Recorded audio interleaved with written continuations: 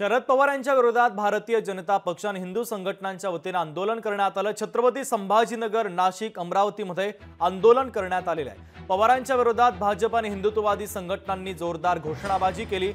ज्ञानेश महारावांच्या वक्तव्याला पवारांनी पाठिंबा त्यांचा असल्याचा आरोप करत प्रभू श्रीरामांचा फोटो लावत भारतीय जनता पक्षाने आंदोलन केलंय। शरद पवारांच्या उपस्थितीमध्ये संभाजी ब्रिगेडच्या अधिवेशनात प्रभुराम आणि स्वामी समर्थांच्या विरोधात ज्ञानेश महारावांनी केलेल्या वक्तव्याचा निषेध करण्यासाठी हे आंदोलन करण्यात आलं।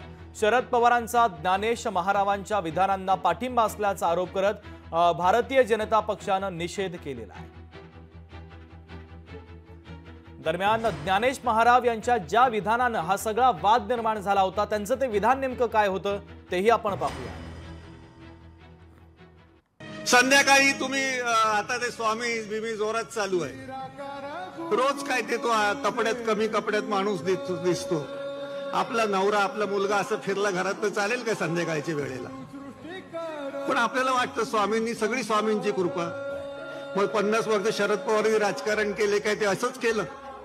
काही योजना बिजना राबवल्या नाहीत, शाळा उभ्या केल्या नाहीत, कर्जासाठी बँकाने निर्माण केल्या, काय केलं काय? मग जे करेल ते स्वामी करेल। कोण टीव्ही वरनं सांगते एक नटी आहे अशोक सराफची बायको की वरतून उडी टाकली तरी स्वामी वाचवतील, मग हिलाच ऑलिम्पिक मध्ये पाठवलं पाहिजे होतं ना उड्या मारायला। ओ हे म्हणजे हिंदुत्व, याच्यापेक्षा हिंदुत्व बाहेर काय नाहीये।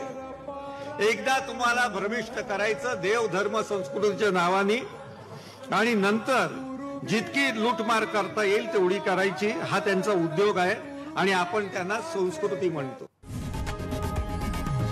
लोकशाही मराठी ऐका, पहा, जागरूक रहा।